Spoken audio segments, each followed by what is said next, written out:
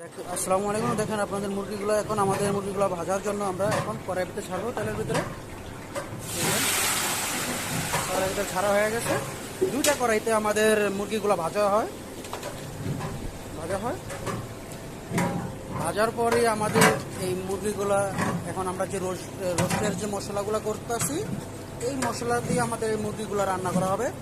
প্রায় 1400 মুরগি আজকে এই মুরগিগুলো এই মশলা দিয়ে রান্না করা হবে। আস্তে আস্তে দুইটা কড়াইতে মুরগিগুলো ভাজা হচ্ছে।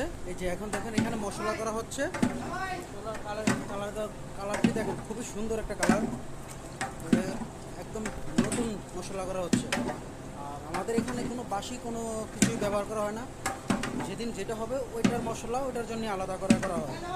আর এখন এই যে মুরগি ভাজা হয়ে গেছে, এখন দেখেন মুরগিগুলো উড়াতে আছে। এই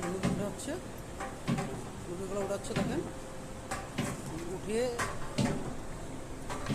এই যে এখানে রাখছে। এখন মানে এক খোলা দিয়েছে, এই এক খোলা এখন ভাজা হয়েছে। তো আপনারা ভিডিওটাকে সাবস্ক্রাইব করে দিন, সবার কাছে পৌঁছায়া যায় যে।